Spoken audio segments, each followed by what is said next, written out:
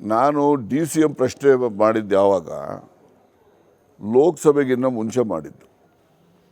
ಲೋಕಸಭೆಗಿನ್ನ ಮುಂಚೆ DCMಗಳನ್ನು ಮಾಡಿದ್ರೆ ಈಗ BJPನಲ್ಲಿ ಎಷ್ಟು ಜನ ಮಾಡಿದರು? ಅಶ್ವಥ್ ನಾರಾಯಣ್, ಈಶ್ವರಪ್ಪ, ಸೌದಿ ಅವರೆಲ್ಲ DCM ಮಾಡಿದರು. ಈಶ್ವರಪ್ಪನ ಯಾಕೆ ಮಾಡಿದ್ರು?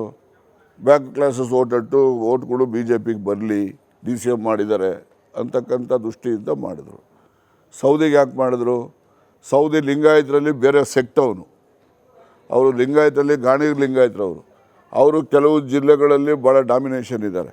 ಆ ಭಾಗದಲ್ಲಿ ಪಕ್ಷಕ್ಕೆ ಅನುಕೂಲ ಆಗಲಿ ಅಂತ ಅಶ್ವಥ್ ನಾರಾಯಣನ ಯಾಕೆ ಮಾಡಿದ್ರು?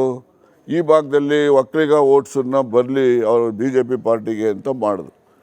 ನಾನು ಕೂಡ 3 ಜನ DCMನ್ನು, ಒಬ್ಬ SCಗೆ, ಒಬ್ಬ STಗೆ, ಒಬ್ಬ ಮೈನಾರಿಟಿಗೆ ನೀವು ಮಾಡ್ರಪ್ಪ, ನೀವು DCM ಮಾಡಿದ್ರೆ ಲೋಕಸಭಾ ಎಲೆಕ್ಷನ್ನಲ್ಲಿ ಆ ಸಮುದಾಯದ ಮತ ಕಾಂಗ್ರೆಸ್ ಪಕ್ಷಕ್ಕೆ ಹೆಚ್ಚು ಬರಲಿಕ್ಕೆ ಅವಕಾಶ ಇದೆ ಅಂತಕ್ಕಂಥ ದೃಷ್ಟಿಯಿಂದ ಹೇಳಿದ್ನ ಹೊರತು ನನ್ನ DCM ಮಾಡಿ ಅಂತ ನಾನು ಕೇಳಿಲ್ಲ. ಮತ್ತು ಅಧ್ಯಕ್ಷದ